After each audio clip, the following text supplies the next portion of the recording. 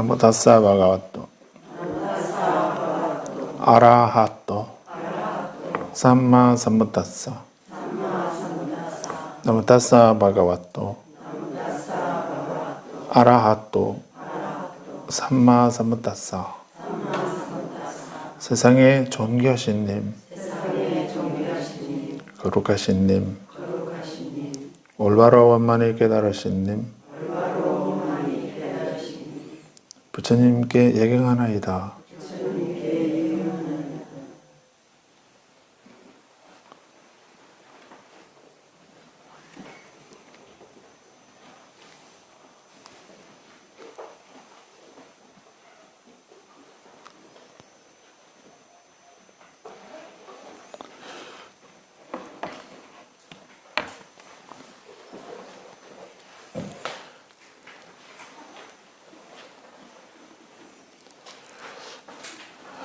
윤달을 맞이해서 특별히 가행정진을 하면서 반야의 지경을 가지고 정진하고 또 순례까지 다녀왔습니다. 정진 기간도 좋았고 또 성지순례도 좋았는데요. 또 많이 저는 개인적으로 많이 기억에 남는 것이 운주사 와불전에서 반야의지경 독경 공양 올린 것이 아직 기억이 생생합니다.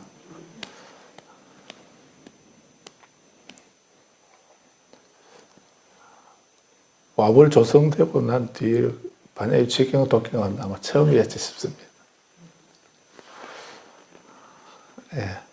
근데 또 그 반야의지경을 그렇게 우리 환희로 마음으로 독경하게 된 것도 일주일 동안 또 그동안에 계속 정진을 해오셨기 때문에 독경하면서 더 감회가 새로웠던 것 같습니다. 지금 우리가 이제 팔천송 반야경을 이렇게 공부를 하고 독경을 하고 있는데 어떤 경전들이 특별하게 뭐 어떤 특별한 그런 위력이 있는 경이 따로 있는 것이 아니다 하는 것을 또 독경하면서 또 확인하게 되기도 합니다. 그래서 모든 경전에는 8만 대장경이 다 이렇게 하나로 연결되어 있다라고 이렇게 볼 수도 있겠습니다. 그래서 독경하는 것이 전부는 아니긴 한데, 근데 우리가 공부하고 수행하고 기도하고 이렇게 하는 것이 그 행위 그 자체로만 끝나게 된다면 의미가 반감될지 모르겠습니다. 그것이 그런 것을 통해서 내 생활에 변화가 있어야 되는. 생활에 변화가 있어야 되고 또 도움이 되는 그 이익이 있는 그런 이익이 있도록 이익이 생겨나도록 이렇게 해야 된다고 봅니다. 그래서 어느 것이 어떤 수행 방편이 가장 좋은가 뭐 이런 거 그런 것을 따지는 것은 의미가 없을 것 같습니다. 그래서 우리가 여건대로 1년에 맞추어서 독경을 하거나 주력을 하거나 연부를 하거나 사경을 하거나 명상을 하거나 이렇게 하시더라도 그 모든 것이 내 자신에게 어떤 이익을 가져올 수 있는가 하는 이익이 가져오게 되는 것이고 또 그것은 내 업을 변화시키고 바꾸는 데 도움이 되는 것입니다. 그래서 업을 변화시키고 바꾸는 그런 도움이 되는 것이기 때문에 우리는 그런 일들을 한마디로 수행이라고 바바나라고 이렇게 수행이라고 이렇게 한다고 했습니다. 그 수행이라 하는 것이 수행하는 것이 기도하는 것하고 다른 이유는 기도하는 것하고 다른 이유는 기도는 이제 그 일이 이루어지고 이루어지지 않고 하는 것이 그 힘이 우리에게 내가 가지고 있는 게 아니고 상대방이 그 전권을 상대방이 가지고 있죠.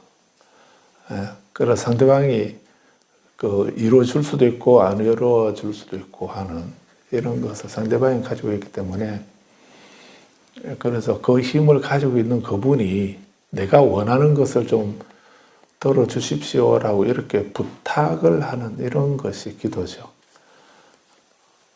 그래서 뭐 그 부탁은 한 가지만 들어주는가, 두 가지도 들어주는가, 여러 가지를 다 들어줄 수 있는가, 또 빨리 속성취 이렇게 해서 빨리 들어주는가, 아니면 생각해보고 들어줄지 말지 생각해보고 하시겠다든지 이런 게 그런 결정하는 것이 우리에게 있는 게 아니고 상대방에게 있죠.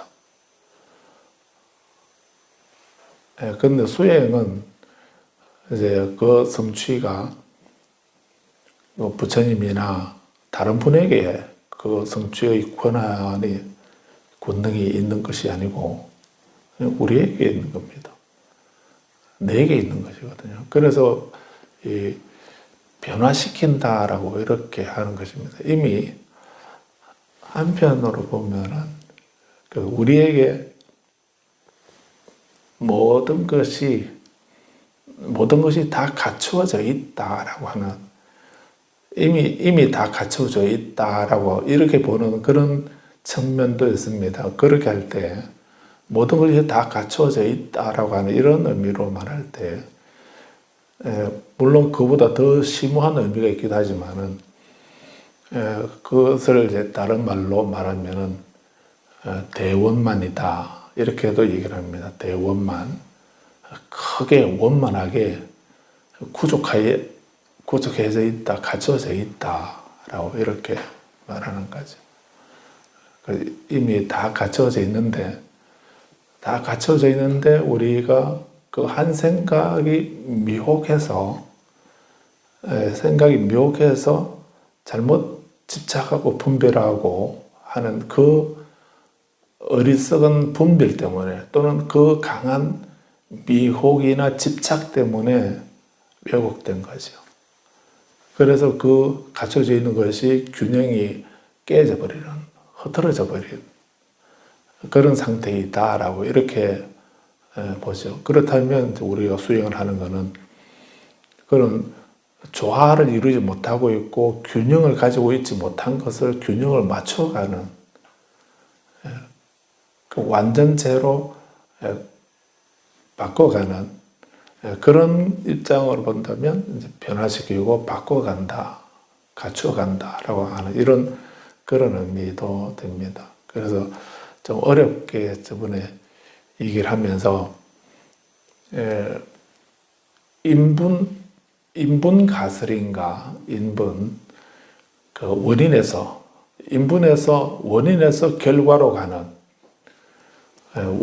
결과로 가는 이런 입장은 이제 그 인분이라고 이렇게 말하죠. 근데 결과에서 이미 이루어져 있는 이 입장에서 원인을 향해서 그렇게 하게 되면 결과에서 원인을 향한다기보다도 이미 갖춰져 있기 때문에 그것을 그냥 사용하는 입장.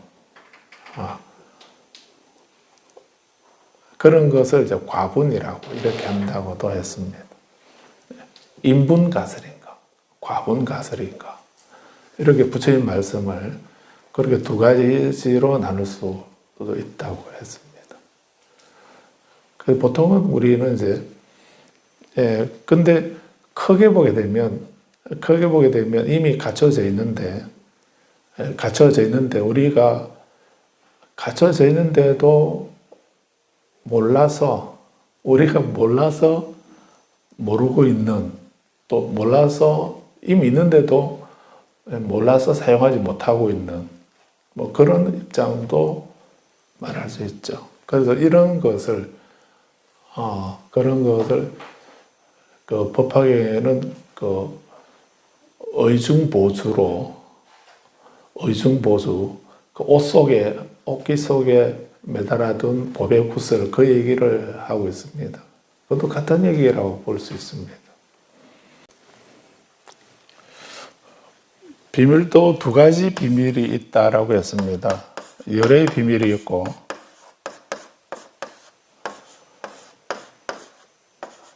중생의 비밀이 있다라고 이렇게 한다 했습니다. 보통 비밀이라면 숨겨놓고 가려지고 엄밀 신비하게 가려져 있는 뭐 그런 것만 생각할 수 있는데요. 그런데 이제 그 공의 대사는 비밀에 두 가지가 있다. 열의 비밀이 있고 중생의 비밀이 있다라고 이렇게 얘기를 했습니다. 그 열의 비밀이라고 하는 것은 이렇게 부처님이 그 우리들에게 이렇게 우리가 그 이미 다 갖추고 있다라고 하는 그 보주를 우리 옷기 속에 이렇게 다 갖춰 매달아 그 친구가 그 일이 있어서 이제 자기 집에 찾아온 그 거지 친구에게 이제 그 옷 속에 보주를 달아 넣어주죠. 그러고는 뭐 일이 있어서 떠나게 되는데, 근데 그 친구는 이제 일어나서 보니까 이제 그 친구가 없고 자기는 쓰러져서 잠을 자고 있었기 때문에 일어나서 다시 또 내 갈 길 가야지 하고서 이제 길을 떠나갑니다. 그런데 이렇게 그 친구가 자기 그 가난한 친구의 옷옆에다가 이 보주를 달아줬는데도 이 친구는 몰라서 그걸 사용하지 못했지 않습니까? 이거를 열의 비밀이라는 겁니다. 그래서 경전에도 부처님은 난 열에는 사건이 없다, 스승의 주목이 없다 이런 표현도 니까에서는 하고 있거든요. 열에는 사건, 스승의 주목, 사건이라고 하는 스승의 주먹이라는 뜻입니다. 이게 주먹권자 맞죠? 사건, 스승의 주먹이라는. 스승의 주먹이라고 하는 것을 이제 나는 스승의 주먹이 없다. 이렇게. 어떤 이제 앞에 그 어떤 스승이 주먹을 쥐고 있으면은 이 스승의 주먹이 없다는 이 말은 나는 폭력을 안 쓴다 이 말하고는 다른 겁니다. 그런 의미가 아니고 내가 주먹을 딱 쥐고 있으면은 그냥 주먹을 쥐고 있으면은 제가 지금 주먹 속에 이 손 안에 무엇이 있는지 모르잖아요. 다른 사람은 알 수가 없는 겁니다. 그래서 다른 사람은 알 수 없는 무엇이 들어있는지를 알 수 없는 그걸 말합니다. 그것을 나는 스승의 주먹이 없다. 나는 다 열어 보였다. 이렇게 손바닥을 상대방의 보도로 손바닥을 보여주는 그래서 그런 수인이 아니었습니까? 그래서 그것은 이제 나는 비밀이 없다 하는 이 말이에요. 나는 내가 깨달은 진리를 다 설명해 줬다 이런 뜻입니다. 그래서 나는 사건이 없다라고 하는 이 말씀을 법화경에서는 의중보수로 이렇게 비유를 한 겁니다. 그리고 이것을 밀교에서는 이거는 열의 비밀이다. 그 부처님이 뭐 감추신 게 있습니까? 부처님이 감춰놓으신 건 없지 않습니까? 부처님은 보주를 달아주듯이 귀한 이 보주만 가지고 있으면은 이것만 팔면은 뭐 이 친구가 일생 동안 다 사용해도 남을 수 있을 만큼 넉넉하게 이제 이렇게 구걸하러 다니지 않고 편안하게 살 수 있을 만큼 귀한 보석을 옷에 달아줬다고 이렇게 표현되어 있지 않습니까? 법화경에. 그런 것처럼 이렇게 뭐 아깝다고 생각 안 하고 그 친구를 위해서, 그 가난한 친구를 위해서 그 가난한 친구가 이렇게 고생하면서 구걸하고 다니고 이렇게 하지 않도록 할 수 있는 그 가난에서 해탈을 얻을 수 있는 또 뭐 편하게 먹을 수 있다는 이 말은 다 우리는 열반이라 해도 됩니다. 또는 열반의 삶이나 정토의 삶이라고 이래 해도 되겠죠. 그렇게 살 수 있을 만큼의 가치가 있는 그 보석을 친구 옷에다가 매달아 줬다는 이런 거니까 부처님이 우리에게 어떤 이거는 나만이 알고 있는 내 전유물이다 하는 것이 아니고 우리 모두 다가 그 말씀을 나는 화살을 뽑아내는 그 방법을 나는 알았다. 나는 그 방법을 나 일러줬다.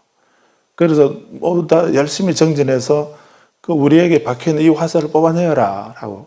그래서 괴로움의 종식을 이루어라. 뭐 이렇게 법고경에서 말씀하지 않습니까?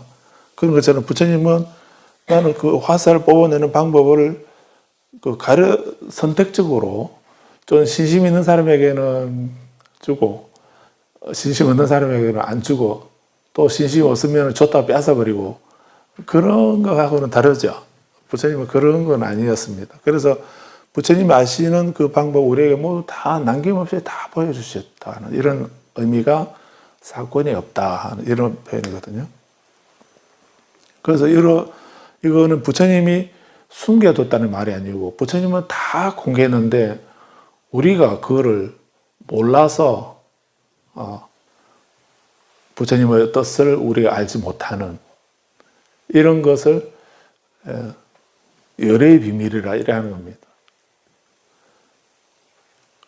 그래서 부처님은 열의 비밀로서 우리가 이 가난에서 이 고통에서 이 윤회에서 벗어나는 길 방법을 다 해결할 수 있는 그 방법을 부처님은 다 해주셨는데 우리가 몰라서 사용하지 못하고 있는 그런 상태이죠, 지금은. 그래서 우리가 수행하는 것은 그런 우리들 그런 상태를 바꾸자는 거죠. 그런 상태를 바바나라고 이렇게 해서 이 말은 우리들의 자신을 변화시키고 바꾸는 작업인 겁니다. 그럼 뭐 어떻게 변화시키고 바꾸죠? 부처님이 말씀하신 거를 이 방법을 그대로 사용하자는 거예요. 사용할 수 있도록 사용하고 그거를 수용할 수 있는 그 그릇으로 내 자신을 변화시키고 바꿔가는 작업.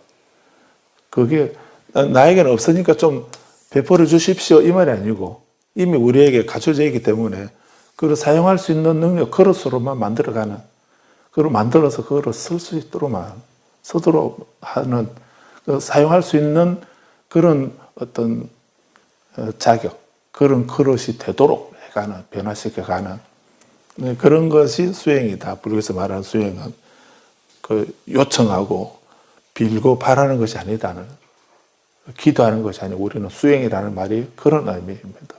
열의 비밀. 그 다음에 중생의 비밀이라는 거는 우리는 비밀이 없는데 이렇게 나는 비밀이 없는데 이렇게 생각할 수 있죠. 그런데 열의 비밀은 그렇게 이해가 됩니다. 중생의 비밀은 부처님이 이렇게 다 말씀을 해주시는데도 그렇게 했는데도 그 친구가 자기 옷 속에 있는 줄을 옷 속에 이 보수가 있는 줄을 모르고 또 계속 또 유랑 생활을 하면서 고생하고 있는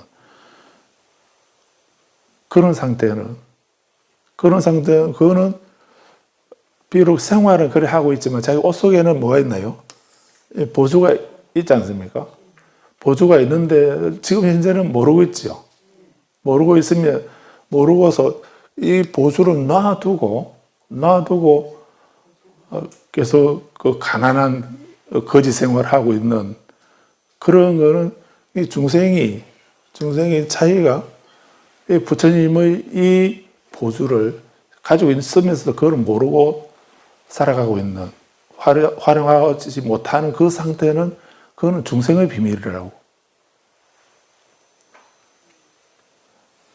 그런데 열의 비밀이나 중생의 비밀이나 책임이 누구에게 있나요? 누가 은밀하게 갖추고 있나요? 중생이 갖추고 있는 감추고 있는 거죠. 부처님은 다 공개해 주셨는데도 우리가 모르고 있으니까, 그러고 있으니까 그게 열의 비밀이고, 부처님이 다 이렇게 우리에게 내 옷 속에 이렇게 매달아 주셨는데도 우리가 그걸 사용하지 못하고, 알지 못하고, 사용하지 못하고 있으니까 그건 중생의 비밀이고, 내 그릇이 안 돼가지고, 내가 준비가 안 되어서, 부처님 그걸 다 말씀하셔도 그렇게 말 못하고, 그런 행동 못하고, 그런 생각 못하고 있는 거는, 그렇다고 해서 부처님의 그런 가르침이 없어졌나요? 없어진 건 아니지 않습니까? 없어진 건 아닌데, 우리가 몰라서 그걸 제대로 사용하지 못하고, 그렇게 되지 못하는 거는 그 책임 우리에게 있는 거죠. 내가 업이 두터워서 눈이 어두워서 못 보는 거는 내 탓이죠. 내가 어두워서 못 보는 거는, 부처님은 남김없이 다 베풀어 주셨는데, 우리가 그거를 베풀어 주신 것을 모르는 거는, 그거는 우리의 비밀이 아니고 부처님의 비밀. 그거는 부처님의 비밀이고. 근데 부처님 그렇게 다 베풀어 주셨는데, 그것을 우리가 제대로 내가 준비가 안 되어서, 내가 그릇이 안 되어서, 부처님은 그 윤회에서 벗어나는 길을 말씀해 주셨는데도 우리는 그 길을 따르지 못하고, 그거 알지 못하고 계속 그 윤회 속에 고통받고 있으면 그건 중생의 비밀이다. 이렇게. 그래서 이래 보면은 이 비밀은 부처님의 문제가 아니고 우리들의 문제죠. 우리가 자량이 안 되고 그릇이 안 되어서 하지 못하는 이런. 근데 이것을 이제 또 다른 각도로 말하면은, 그 과분이라고 하면, 과분이 결과라는 이런 말입니다. 그거는 과분은 결과에서 말하는 거고요. 또 인분이라고 이렇게도 할 수 있습니다. 그 과분 가설, 인분 가설 이렇게 말합니다. 그 인분이라고 하는 거는 이제 중생이 이렇게 우리 윤회의 세계가 있고 그 열반의 이 경지가 있다고 한다면, 열반의 경지가 있으면 그 원화속덕 해족도 원화조동 원적산 이렇게 하지 않습니까? 원적산이 이제 이 결과 열반의 산이라 한다면은,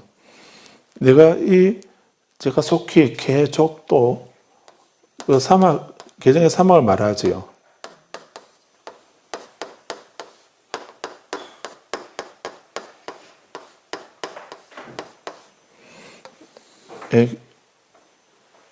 개정의 사막의 발을 얻어서 사막으로 그 열반에 오르는 산을 내 발로 한 걸음 한 걸음 걸어가게 하소서, 이 말이죠. 개정도 이렇게 하기도 하고, 또 개족도 이렇게 할 때, 그때는 정과 해가 생략된 걸로 보셔도 되고요. 또 개정도 하면은 그 개정의 발이 생략된 걸로 이를 봐도 됩니다. 문제는 중요한 거는 개정의 사막이죠. 개정의 사막을 내 발로 한 걸음 한 걸음 길을 걸어서 이 산을 올라가게 해주소서 하는 이런 말이죠. 그런 의미입니다. 그래서 이렇게 우리가 계율하고 선정과 지혜라고 하는 이 걸음 발로서 내 발로 한 걸음 한 걸음 이렇게 걸어서 이 열반이라고 하는 이 산에 올라가도록, 여기 정상에 올라가도록 하는, 여기가 원인이고 여기가 이제 과라고 하면은, 원인에서 출발해서 과로 가는 이런 것이 일반적인 우리 수행의 방법이죠. 그래서 이런 인분은 중생의 비밀입니다. 우리에게 이미 갖춰져 있는데 우리가 알지 못해서 이렇게 다 갖춰져 있는 그 상태를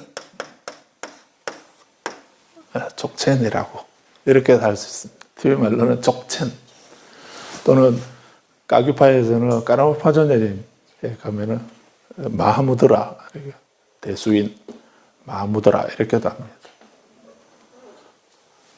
그리고 이미 다 갖춰져 우리에게 원만하게 대원만, 족체인을 대원만이라 이래 번역하는 겁니다. 이미 다 갖춰져 있는데 우리는 그거를 갖춰져 있는 줄은 모르고, 이미 갖춰져 있는 줄도 모르고 중생 노름하고 있으니까, 그래서 중생이 이미 갖춰져 있는 그것을 활용할 수 있도록, 활용할 수 있는 그릇을 만들기 위해서 우리들의 몸이나 마음이나 행동이나 이 생각 하나하나 다듬어가면서, 변화시켜가면서 이것을 다 수용하고 쓸 수 있는 그런 인물이, 그런 인연이 되도록 단계 이렇게 수용하고 변화시켜가는, 이루어가는 그런 단계를 인분이라고, 인분가설 이렇게 말하고, 그런 중생의 입장입니다. 열의 비밀이라면 이미 우리는 다 갖춰져 있는 그런 상태이다라고 하는 것을 전제를 하고, 다 갖춰져 있기 때문에 이미 내가 그 부처님과 같은 그런 공덕을 다 가지고 있다고 한다면은, 내가 지금 이미 다 갖춰져 있다면은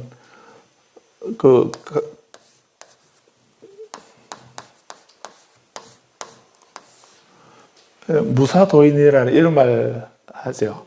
그런 말씀 들어보셨죠? 일 없는 도인이다. 깨달음을 이루고 성취하게 되면 무사도인 이렇게 말합니다. 이제 일 없는 더 일할, 그래서 무사, 이거는 뭐 일은 업이라는 말하고 같은 거니까요. 그래서 이제 더 중생으로서의 그런 업을 짓지 않는, 다시 태어나 윤회하게 하는 그런 원인이 없어지는 사람이다, 이런 의미도 되죠. 그건 무사도인, 일사자로 이렇게 쓰다 보니까 일 없는 도인이다, 뭐 이렇게 말하면, 그러면 그 깨달음을 이루게 되면, 깨달음 이룬 그런 부분이 무사도인이라 이러면 그분들이 아무 일도 안 하고 그냥 가만히, 꼼짝도 안 하고 가만히 나말에 앉아서 밥도 안 먹고 다니지도 않고 잠도 안 자고 그냥 그렇게 있던가요? 그런 분을 말하는 게 아니잖아요. 글자 그대로 보면은 정말 한없이 게으른, 일하는 사람이니까 게으른 사람이죠. 게으른 사람인 것처럼 되겠지만, 그는 이 무사도인이라는 말이 그냥 아무 일 안 하고 가만히 노는 것도 일이죠. 노는 것도 일입니다. 그런데 이 무사도인을 잘못 이해하게 되면 정말 일은 우리말로 하면 짓이라고 할 수 있나요? 그 무사도인은 아무 짓도 안 하고 있는 사람, 이 말이잖아요. 그래서 우리는 그 도인을 너무 신비롭게 신성하게 생각해서 정말 찌르면 피도 한 방울 안 나오고, 그리고 꼼짝도 안 하고 손 하나 까딱 안 하고 가만히 있는 등신불처럼 그냥 가만히 있는 그런 분으로 생각하면 안 되는 겁니다. 그런 분을 말하는 게 아니거든요. 그래서 이 과분이라고 하면 이분들은 이제 우리 아라한을 무학이라고 이렇게 안 합니까? 무학이라고, 더 배울 것이 없는 사람이라는 이런 뜻이죠. 더 배울 것이 없는 사람이라 이 말이니까, 무사도인은 과분에 도달한 사람이다 하는 이런 의미도 되죠. 그런 분이기 때문에, 그래서 과분이라는, 과분에 있는 분들은 이제 또 아직 뭔가 부족해서 더 얻어야 되고 더 이루어야 할 뭐가 있는 것이 아니고, 이미 궁극에 도달해 버렸기 때문에 더 이제 올라갈 그런 것이 없이 다 갖춰져요. 그야말로 대원만을 체득한, 대원만의 자리에 들어가 버린, 우리는 저기를 뭐 열반이라고도 하고 또 대학이라고도 하고 큰 깨달음이다 하고 이렇게도 안 합니까? 그런데 거기에 이미 다 깨달아 확철되어 이렇게 하듯이 완전하게 깨달음을 완성해버린 이런 분들이 이제 더 이상 깨달음을 얻기 위해서 또는 지혜를 얻기 위해서 뭔가 부족한 것을 채우기 위해서 해야 할 그런 일은 없다. 채우기 위해서 노력할 중생은 뭔가 부족하고 가려있는 걸 걷어내고 부족한 걸 채워넣고 이런 단계가 중생이라고 본다면 그런 단계 인분이라 한다면 과부는 이제 이런 것이 다 갖춰져 있어서 궁극에 도달하는 그런 자리가 과분이거든요. 그 과분에서 설한다 하는 이 말은 과분가설이라고 하게 되면 인분가설은 이제 어떤 목적지라고 일반이라는 목적지가 있어서 여기를 가려고 한 걸음 한 걸음 이렇게 8걸음으로 팔 정도로 한 걸음 한 걸음 걸어서 올라가는 이런 단계이지만은 근데 인분이라면 이제 인분에서는 이미 여기 목적지가 여기 그 우리가 아까 읽은 팔천성에서도 불퇴전 보살이라고 이렇게 했습니다. 이제 물러서지 않는다. 물러서지 않는 그 보살들은 열에 의해서 보호되고 있다. 이끌어지고 있다라고 뭐 이렇게도 하지 않습니까? 그래서 그 불퇴전에 이제 중생의 단계로 굴러 떨어지는 뒷걸음질 치는 그런 일이 없는 앞으로 향상일로로 앞으로만 나아가는 그래서 궁극에 도달하신 분 이런 분이 과분이거든요. 그래서 이분들이 무사도인이라 할 수 있는데 그럼 이분들은 아무 일 하지 않는가? 아무 일 하지 않는다. 이 말 무사도인은 중생 입장에서는 이제 뭔가 이루어가려고 어떤 일이라도 계속 업을 짓고 악업을 없애고 선업을 짓고 이렇게 갖춰가고 정화하고 쌓아가는 이런 입장이란다면 그래서 여기 도달한 이분들은 이분 입장에서는 그때 이분의 입장에서 무사도인이라 할 때는 이제 다 갖춰졌다는 이런 말이기 때문에 이런 분이 다 갖춰졌으니까 나는 이제 아무 일 안 한다 이 말이 아니고 중생 입장에서는 무사이지만은 이 무사의 과에 도달한 이분들이 하는 말은 이제 이분들은 할 수 있는 일이 뭐가 있나요? 이분들이 하는 말은 모두 다 인분에서 하는 겁니까? 과분에서 하는 겁니까? 과분해서 하는 거죠. 이분이 하는 말은 전부 다 깨달음의 말을 하면 깨달음의 말이 되고, 법을 말하는 게 되고요. 행동을 하게 되면, 아무 일 안 하는 것이 아니고, 부족한 것을 채워가는 일은 안 하지만, 이미 다 채워졌기 때문에 이제 사용만 하면 되는 거죠. 사용만 하면 되는 거예요. 사용만 하는 것. 그래서 한때 우리 종단에서 부처로 살자 뭐 이런 운동을 한 적이 있거든요. 부처로 살자 이렇게 말. 그 말 사실 엄격히 말하면은 우리 과분해서 살자 이 말이 인분이 아니고 우리는 이 과분의 경지에 있으니까 부처로 살자는 이 말은 과분해서 살자 하는 이런 얘기입니다. 근데 사실 그거는 구호로 우리가 나는 오늘은 인분을 해서 살고 내일은 나는 과분해서 살지 그게 그렇게 말로서 되는 게 아니지 않습니까? 과분에 도달한 사람을 살아가는 거는 그거는 그 무사도인이 과분에 있으면은 우리 사람이 여기서 이 과분에 도달한 사람이 살아가는 그런 삶이 그 부처님의 삶이죠. 본인은 아직 인분에도 못 가 있는 사람이, 아직 인분에 있는 사람이 마음만 앞서가지고, 나는 과분해서 살지. 이렇게, 나는 지금 과분해서 산다. 이렇게 말한다고 해서 그분이 과분의 삶이 되는 겁니까? 그거 안 되잖아요. 본인이 과분에 도달했을 때, 그때 하는 말이나 행동은, 그런 건 전부 다, 그 말은 부처님의 말이 되는 거고, 진리의 말이 되는 거고, 법의 말이 되는 거고, 행동은 법의 행동이 되고, 진리의 행동이 되는 거고요. 생활은 그 법의 깨달음의 생활이 되는 겁니다.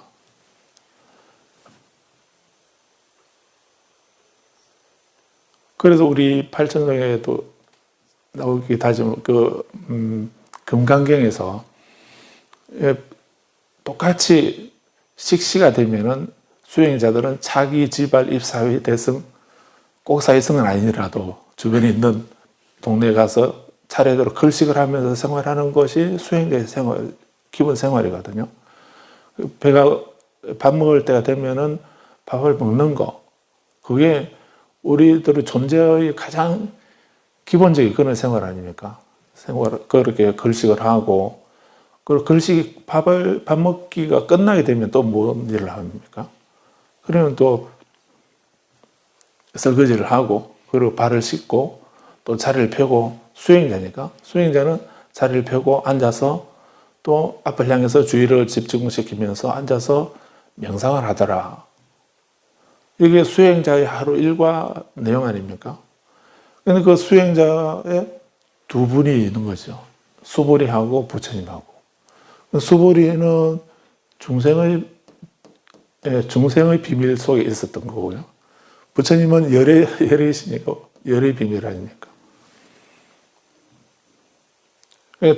그런데 두 분이 똑같이 식시가 되니까 옷을 입고 걸식하러 가시고, 걸식하고 밥을 드시고, 그리고 그 의발을 거두시고, 발을 씻고, 자리 펴고, 또 앞을 향해서 주의를 집중시키는 삿대를 하는, 여기까지는 똑같은 생활 방식의 모습인데, 그 하는 방식은 똑같은 거지만, 우리가 똑같은 거지만은, 그 내용은 열의 비밀하고 중생의 비밀. 한쪽은 인분이고 한쪽은 과분이지. 과분이라는 얘기입니다. 그래서 수보리가 그래서 놀란 거죠. 똑같은 방식인데, 부처님은 과분해서 하시고 계시고, 수보리 존자는 인분해서 하고 있었기 때문에, 그래서 인분과 과분해서 그 살아가는 생활 방식이 특별히 다른 것이 아니고, 그 내용적으로 이렇게 인과 과로, 무사와 유사로 이렇게 확연하게 달라지는구나, 차이가 있는 것이구나 라고 해서 그걸 보고 놀란 거죠. 수보리가 뭘 보고 놀랐습니까? 부처님이 뭐 다른 신통력으로 그 진실명경에서는 문수호살은 뭐 엄지발가락 하나 가지고도 삼천대천세를 절에 밟아버린다고, 이렇게 그런 신통력도 있다고 하지 않습니까? 그런데 뭐 그런 뭐 놀라운 어떤 신통력을 보고서 수보리가 놀란 게 아니고, 인분인가 과분인가 이 차이를 보고서 수보리가 이것에서 놀랍습니다 부처님이시여, 이렇게 말씀하신 거거든요. 그래서 지금 말씀드리려고 하는 거는, 과분에 도달하신 분은 생활은 우리와 똑같습니다. 똑같은데, 이분은 말을 하면 다 법에 맞는 말을 하시고, 행동하면 법에 맞는 행동을 하시고, 법을 깨달음의 말씀이고, 깨달음의 행동이고, 깨달음의 생각이고, 깨달음의 생활이 되는. 그런데 우리는 그러지 못하기 때문에, 우리가 말을 하면은, 우리 입장은 지장보살이 잘 지적하고 계시죠. 중생들은 일거수일투족이 손 한번 들고 발 한번 움직이고, 일거수 손 한번 들고 일투족 발 한 발자국 내딛고, 그것이 업 아닌 것이 없다, 죄 아닌 것이 없다, 이런 말씀을. 중생들은 우리가 하는 일은 전부 다 하는 말마다, 하는 행동마다, 하는 생각마다 다 업이 되어서, 업이 되기 때문에, 우리가 짓는 그 업들은 뭐를 가져옵니까? 이 업은 원인이거든. 업인 하면 이 업은 원인이고, 우리가 그렇게 손 한번 움직이고 발 한번 움직이고 이렇게 하는 매 순간순간 계속 업을 짓게 되면, 그 지은 그것이 원인이 되어서 거기에 상응하는 과보가 반드시 나타나야 된다는 거예요. 업인 과보로. 그거는 중생의 입장이에요. 그럼 부처님은 이미 이 과에 도달하신 분이기 때문에 갖춰져 있는 것을 그대로 쓰시는 것이라서 부처님은 말씀을 하시고 행동을 하시고 이렇게 하셔도 과분이기 때문에 이미 다 갖춰져 있는 것을 활용하시는 거기 때문에 이 업이 안 되는 겁니다. 부처님은. 중생은 중생이 하는 것은 업이 되어서 그것이 원인이 되어서 과보를 초래하는 원인이 되는 흔적을 남기는 그런 업이 되지만 부처님은 그런 업이 안 되는 겁니다. 과분해서는. 붓따로 살자라고 하는 이 말은 그렇게 업의 흔적을 남기는 그런 업인이 되는 그런 말을 하고 그런 행동을 하고 그런 생각을 하지 말고 그냥 내가 이미 다 갖춰져 있는 것을 구속되어 있는 갖춰져 있는 것을 그냥 베풀어 쓰는 그런 삶을 사는 그분이 과분이고 그거는 열의 비밀이라 하고 그거를 다른 말로 붓따로 살자, 부처로 살자라고 하신 말씀의 내용이다라고 할 수 있습니다. 12연기에 대해서 연기법으로 이런 말씀하고 계시는데 두 번째 단락에 수부때 이와 같이 관찰하면서 12연기로 관찰하면서 보살마하살의 연기를 처음과 끝과 중간이 없는 것을 관찰한다. 이처럼 연기를 관찰하는 것이 깨달음의 도량에 앉은 보살마하살의 특성으로 이와 같이 관찰된 연기가 곧 보살마하살에게 있어서 일체를 아는 지혜의 획득이다. 이런 말씀을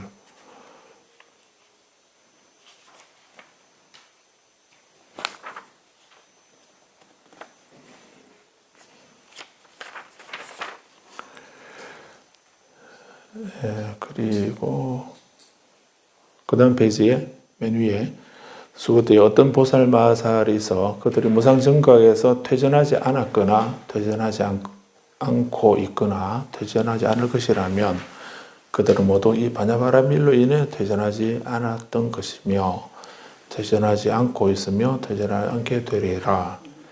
이같이 바냐바라밀에서 행하는 보살마하살은 다함이 없음을 성취해서 바냐바라밀을 성취해야 하며 이것이 다함이 없는 성취에 의해서 바냐바라밀에서 연기를 관찰해야 된다.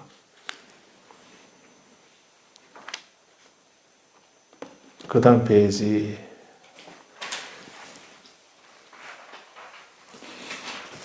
바냐바라밀의 공덕에서 보살마하살이 바냐바라밀에서 행할 때 그때 사악하 말하는 근심의 화살을 맞고는 심히 괴로워하게 된다.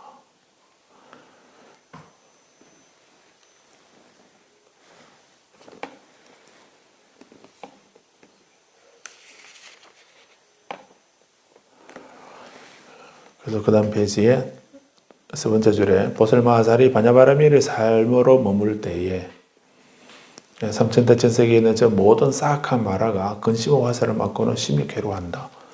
각각 자신의 주체에 편히 있지 못하게 된다. 그래서 왜냐하면 보살마하살이 바냐바라밀의 삶으로 머물 때에 신들이나 인간, 아수라를 포함하는 세계는 그 수행자, 보살을 괴롭혀서 무상정등각으로부터 퇴전하게 하는 약점을 찾아낼 수가 없기 때문이다. 그러므로 무상정등각을 깨닫고자 하는 보살마하살은 바냐바라밀에서 행해야 한다. 왜냐하면 보살마하살이 바냐바라밀에서 행할 때 보시바라밀의 수습이 완전해지고 마찬가지로 지계, 인욕, 정진, 선정, 지혜 이런 모든 바라밀이 완전해지기 때문이다 라고 이렇게 말씀하고 있습니다. 그 다음 페이지에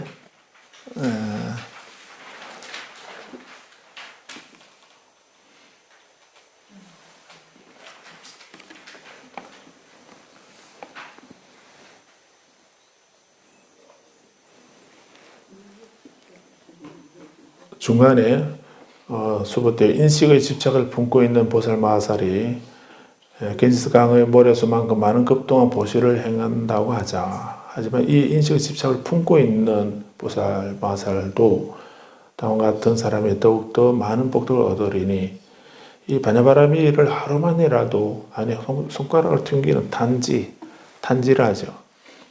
손가락을 튕기는 순간만이라도 닦을 보살 마하살이다. 이렇게 짧은 순간이라도 이 보살은 불태전의 경지에 도달하게 될 것이다. 또한 이 반야바라미를 행하며 이 같은 발심을 하루만이라도 손가락을 튕기는 순간만이라도 붕괴될 보살 마하살은 열애에 의해 부처님 외에 보호되고 있다고 알아야 한다. 그러니 하물며 매일같이 마음을 일으키는 자에 대해서 더 말을 하겠는가. 그래서 우리는 무상정등각을 깨닫고자 하는 보살은, 우리 불자들은 반야바라밀에서 행해야 된다라고 이렇게 말씀하셨습니다. 그래서 좀 다른 얘기이긴 하지만 팔정도를 보게 되면 팔정도는 이제 열반에 도달하는 수단이고 방법이거든요. 열반에 도달할 수 있는, 아까 말씀드린 과분에 도달할 수 있는 그 길, 그 방법이 8가지다라고 하는 것이 팔정도 아닙니까? 그때 그 팔정도를 요약하게 되면 이제 아까 말씀드린 원적의 산에 올라갈 때 어떤 발로 원적 산을 올라가는 신발 메이커가 뭐였나요? 그 개정의 메이커였습니다. 나이키가 아니고 개정의 신발이었습니다. 개정의 신발을 신고 올라간다는 거였습니다. 그런데 그 개정해라고 하는 그 중에 하나만이 아니고 개정의 3가지를 동시에 갖춰야 되는 겁니다. 그 3가지를 다 온전히 갖추는 것을, 그게 그 열반의 산에 올라가는 방법이고 방편이고 길인 겁니다. 그 중에 우리는 하나만, 나는 개는 내가 어떻게 그 개를 지키겠냐, 이렇게 해서 나는 개는 어려워서 못 지키겠고, 선정은 그 명상하려니까 다리가 아파서 못 하겠고, 지혜 그거는 너무 어려워서 무슨 말인지 모르겠고, 할 일이 없지 않습니까? 그래도 열반은 산을 올라가고는 싶다고, 엉금엉금 기어서라도 올라가고 싶다고 이렇게 생각하시나요? 그 3가지 이외에는 다른 방법은 없습니다. 그 3가지를 그 중에 하나만 하는 것이 아니고 다 갖춰야 됩니다. 그리고 개가 있어야 선정이 생기게 되고, 선정이 있어야 지혜가 생기게 되고, 이 개정의 3막을 갖추어야 깨달음을 얻게 된다고 하는 거죠. 그래서 이 3가지 개정에는 열반의 산을 올라가는 방편이듯이, 수단 방법이듯이, 그걸 누리게 되면 8가지가 되는 겁니다. 그것이 팔정도인 겁니다. 그런데 그 순서로 보면은 이제 능엄경에서 말씀하시는 것이기도 하고, 순서로 보면은 개가 생겨야 지혜가 생기고, 지혜가 생겨야 선정이 생기고, 선정이 생겨야 지혜가 생긴다라고 이래야 되는데, 근데 처음이 개이고 그 지혜가 마지막인 것처럼 이렇게 우리는 이해할 수 있는데 사실은 동시문입니다. 지혜가 있어야 개가 생기는 겁니다. 그 지혜가 있어야 올바른 개가 생기려면 올바른 지혜가 정견이 있어야 된다는 거예요. 그래서 지혜가 있어야 바른 정견이 있어야 개가 생기는 거기 때문에, 그래서 그 팔정도에서는 우리가 오해를 할까 싶어서 그 지혜를 앞으로 당겨온 겁니다. 당겨와서 정견, 정사유가 먼저 시작되는 겁니다. 우리의 지혜가, 견해가, 생각이 발라야 되는, 올바른 길을 잡아야, 바른 길을 알아야, 지혜가 생겨야, 그 다음에 정어, 올바른 말을 하게 되고, 정업, 올바른 업을, 올바른 일을, 올바른 업을 짓게 되는 것이고, 바른 업을 하게 되고, 그 다음에 정명, 바른 생활을 할 수가 있는 겁니다. 올바른 말이나 행동이나 올바른 정업, 올바른 행동이나 올바른 생활 이런 거는 그건 정견하고 정사유가 있어야 되는 겁니다.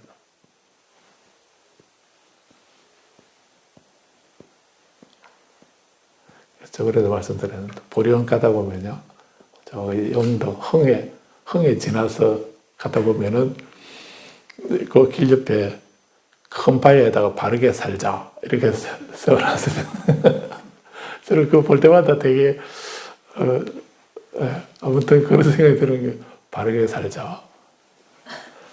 그 어떻게 사는 게 바르게 사는 거죠? 그 바르게 사는 게 그게 팔정도의 정명입니다. 정명.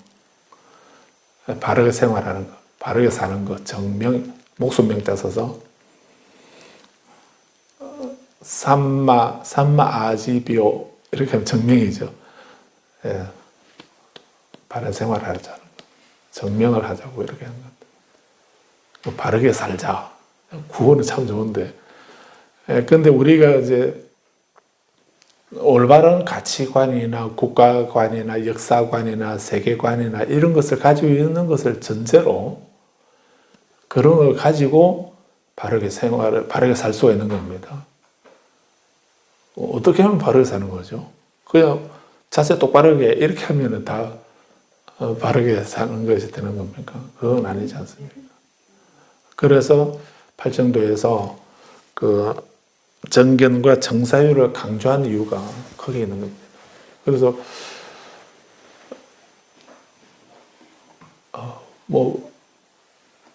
악업을 짓고 악행을 하는 이런 사람들도 나도 바르게 한다고 이렇게 하는 사람들이 많지 않습니까? 그리고 최근에 또 우리 뉴스 보면서 기절초풍할 것 같은 그런 거 보면은 학교 폭력에 대해서 그 당사자들이 그분들 말은 나는 법대로 했다라고 이렇게 하는데 우리가 볼 때 그거 얼마나 부당한, 그래서 우리는 그걸 법 기술자들이 법을 악용한 거죠. 근데 그분들은 나는 법을 악용했다 소리 안 하죠. 나는 법대로 바르게 했다고 이렇게 하지 않나요? 그래서 바르게 살자 이 말이 되게 무서운 겁니다. 무서운 거죠. 그게 그 정견과 정사유가 전제되지 않으면은 그건 되게 무서운 겁니다. 어떤 사이비 그런 종교인들도 나는 사된 진리를 말할 테니까 알아서 들어라 이렇게 얘기하던가요?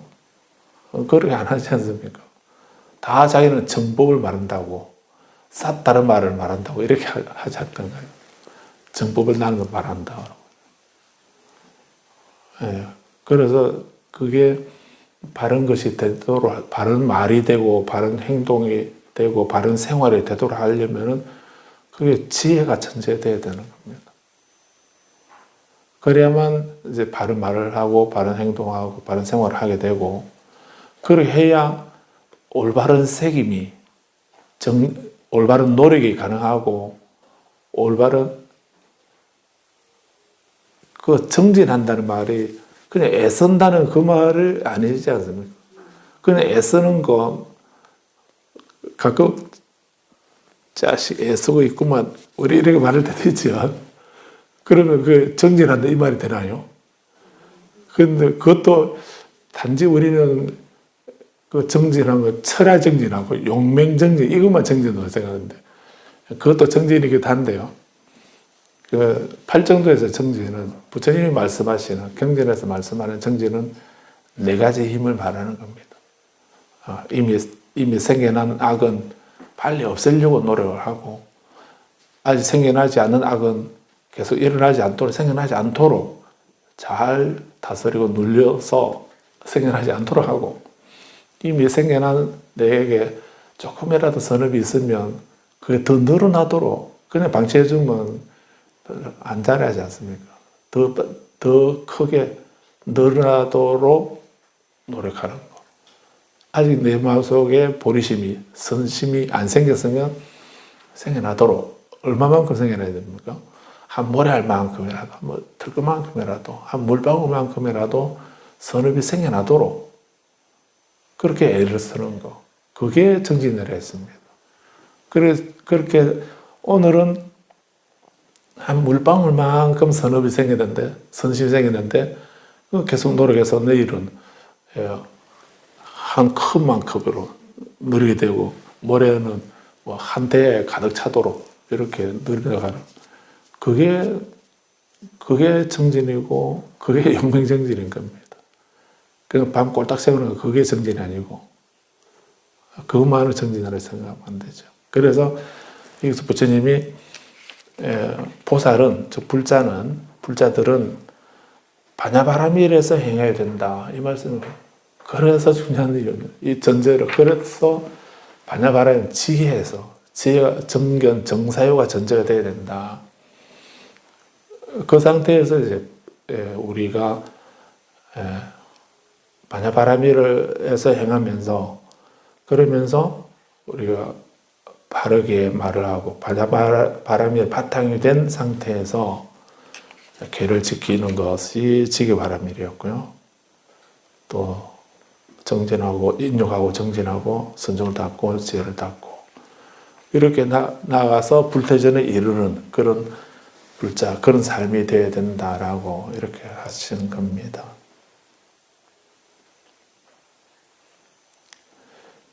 그 인식의 집착을 품고 있는 보살이 겐지스가의 모래수만큼 많은 급동안 보시를 행한다고 하자.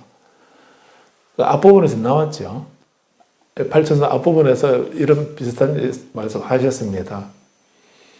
인식을 품고, 인식을 가지고, 인식이라고 이래 말했는데, 이건 다른 말로 하면 뭡니까? 상을 가지는 거죠. 보시를 하는데, 상을 가지고 보시를 하는 거, 그걸 말하는 겁니다. 금강경에서는 그 상을 몇 가지로 얘기하나요? 네 가지를 말하죠. 아상, 인상, 중생상, 수자상 이렇게 말하지요. 그렇게 상을 가지고 보시를 하면은 그거는 유주상 보시죠. 그거는 공덕이 없는 건 아니지만 공덕이 유한한 것입니다. 한계가 있는, 그 과거를 받고 나면은 없어져 버리는 그런 한계가 있는 그런 것이지만, 그런 무주상, 상에 머물지 않고, 그런 상을 안 가지고, 상을, 여기서 인식의 집착을 품지 않고, 즉, 상을 가지지 않고 보시를 하는 것. 그거는 무주상 보시기 때문에 동방허공 가사량부 불야세존 이렇게 하는 것처럼, 허공의 양을 헤아릴 수 없는 것처럼 그 공덕을 헤아릴 수 없다라고 이렇게 말씀하시지 않습니까? 그런데 여기서는 근데 무주상 보시가 그러한데 여기서는 상에 머물러서 보시하는 것을 얘기를 하신 거죠. 그렇게 1급 동안, 항아사급 동안, 수많은 급 동안 그렇게 보시를 하는데 사실은 상에 머물러서 좋고 나쁘고 많고 적고 이런 상에 머물러서 보시를 하는, 그렇게 행한다, 그런 사람이 있다라고 예를 들어보자 이 말씀이죠. 하지만 이 인식의 집착을 품고 있는 보살이라 하더라도 그 보살이 더욱더 많은 복덕을 얻을 수 있는 방법이 있다. 그 뭔가 바로 지혜를 하루만이라도, 손가락 튕기는 순간만이라도 닿게 되면은 그런 사람은 이 보살은 불태전의 경지에, 궁극에는 불태전의 경지에 도달하게 된다. 이런 말씀이죠. 지금은 계속 평소에 습관은 늘 상에 머물러서 좋은 거, 나쁜 거, 많은 거, 적은 거, 큰 거, 작은 거 이런 게 분별을 가지고 그런 상을 또 아상, 인상, 중생상, 수자상 그런 걸 가지고 우리 늘 그렇게 하지 않나요?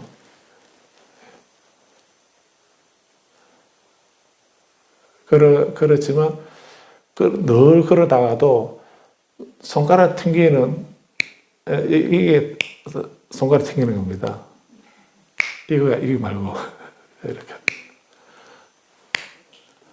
이게 이제 단지라는 말이 튕길 단자죠. 손가락 지자죠. 손가락 튕길 단. 몇 초 되죠? 불자는 손가락 관절이 안 좋아서 시간이 좀 걸릴지 모르는데 건강한 사람이 이렇게 하게 되면 찰나가 되잖아요. 바나바라미를 24시간 중에 계속 그 상에 머물러서 그런 중생 노름을 하고 있는 그런 생활을 하다가도, 하지만 이 손가락 튕기는 이 짧은 순간만큼이라도 지혜를 닦기만 하면 그 사람이 언젠가는 그 순간 바로 불태전에 도달한다는 말이 아니고, 그렇게 짧은 순간이라도 바나바라미를 닦은 그 공덕으로 나중에 불태전의 경지에 도달하게 될 것이다. 그런 사람은, 바나바라미를 안 닦는 사람들은 그 마라들이 전혀 신경 안 씁니다. 왜냐하면 같은 도발이기 때문에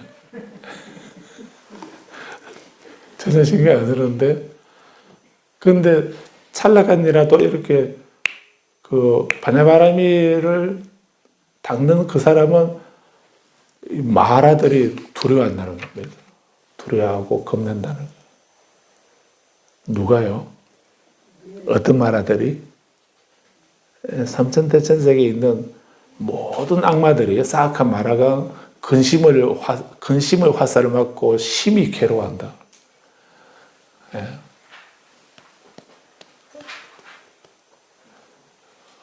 그래서 비구를 포마라 한다고 제가 말씀드렸죠. 포마. 악마들이 두려워한다. 악마들이 비구를 보면 두려워한다고. 그냥 비구에 두 종류가 있습니다. 비구에 두 종류가 있는데, 글자 그대로 비구는 음식을 얻어먹으면서 살아가는 사람을 가리키는 겁니다. 그래서 한문으로 번역하면 글사라고 이렇게 번역하는 겁니다. 자기가 노력해서 양식을 구해서, 일을 해서 양식을 구해서 자기가 밥을 지어 먹는 것이 아니고, 다른 사람, 자기는 그 음식에 대해서 전혀 노력을 투자하지 않고 다른 사람이 만들어 놓은 것을 나 좀 주지? 이렇게 해서 얻어서 먹는 그런 사람을 비구라 하는 겁니다. 그래서 마하바카에 보게 되면 부처님이 그런 구절 기억나시나요? 부처님이 이제 깨달음을 얻으시고 나니까 그때 그 두 상인이 그 부처님이 계신 곳을 지나가게 되었는데, 그때 천신들이 일러줍니다.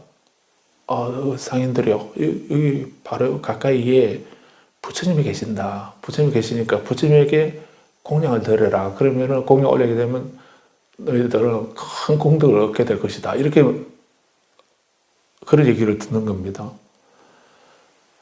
그래서 이 상인들은 장사 잘 되고 돈 많이 받고 공덕을 많이 받는 거, 이런 걸 오로지 그것만 생각하는 분들 아닌가요?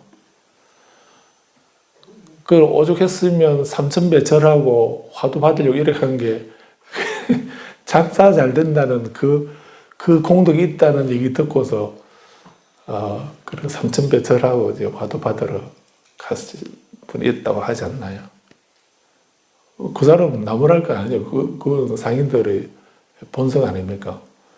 그래 상인이 자기들에게 부처님이 계시고 그 부처님이 공양 올리게 되면 많은 공덕을 받을 거다, 이 얘기 듣고 귀가 번쩍 뜨는 겁니다.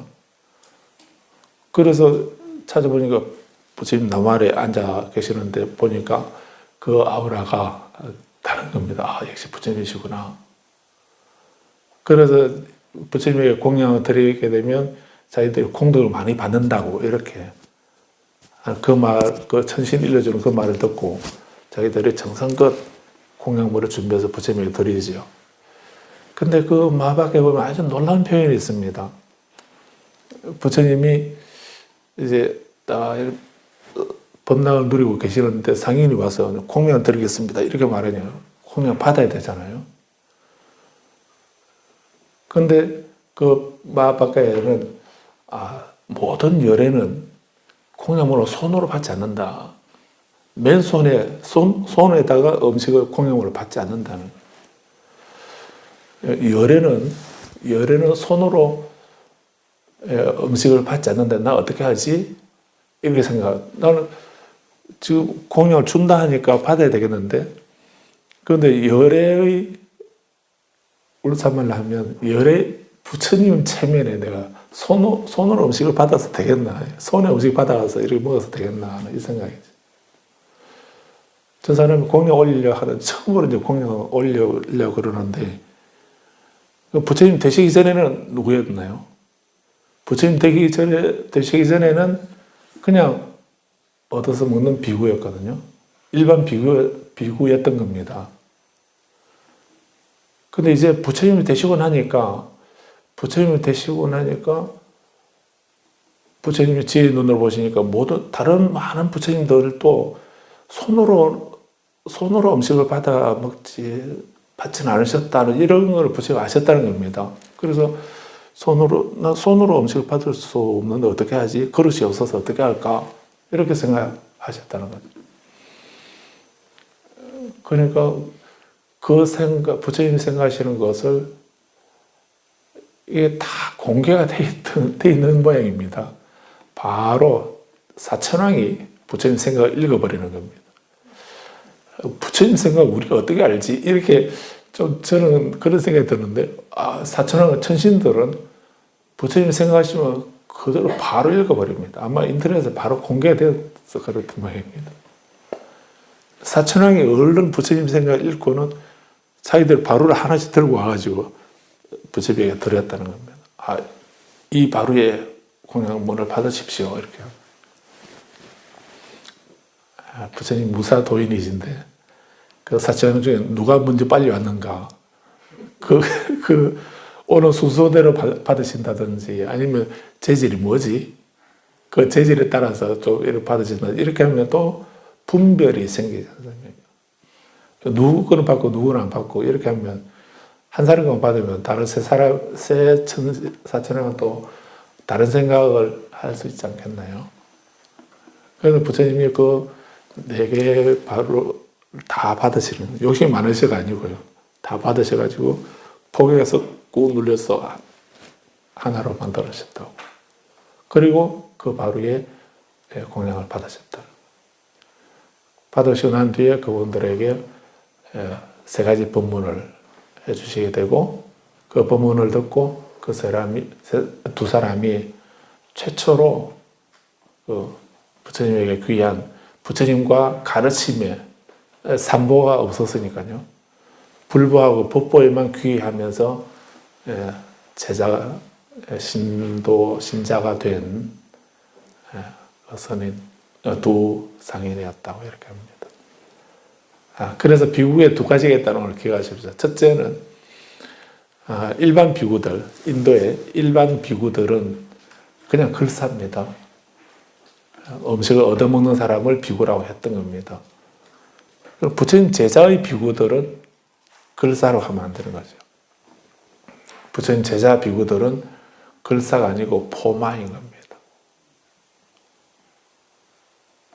의역을 해서 포마라고 하는 겁니다. 우리는 물질의 음식을 빌어서 지혜의 양식으로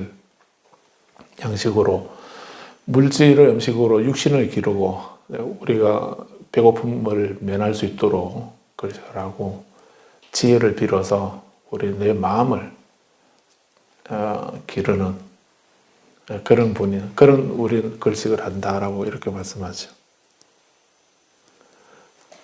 그런 것처럼 여기서 그래서 악마들이 두려워한다. 삼천대千세계에 있는 모든 악마들이 다 두려워한다고, 바냐바라비를 행하는 사람을 두려워한다고 한 671페이지에 있는 말씀이 그 말씀이었고, 그리고 또 예를 들어서 우리가 어떤 인식의 집착을 품고 있는 그런 보살이 항아사 수모의 수만큼이나 많은 급 동안 보시를 하다가도 하는 그런 상에 머물러 있는 그런 수준 낮은 수행자를 하더라도 손가락 한 번 튕기는 순간만큼이라도 반야바라미를 닦는 사람은 그런 사람은 궁극의 불터전의 경지에 도달하게 된다라고 이런 말씀을 하셨습니다. 그래서 이 말씀을 보게 되면 우리가 수행을 한 번만 닦으면 되는 것이 아니고 매 순간 찰나찰나 끊임없이 수행을 해야 된다는 이런 의미도 생각해 볼 수 있는 부분입니다. 시간 많이 지났습니다. 마치겠습니다.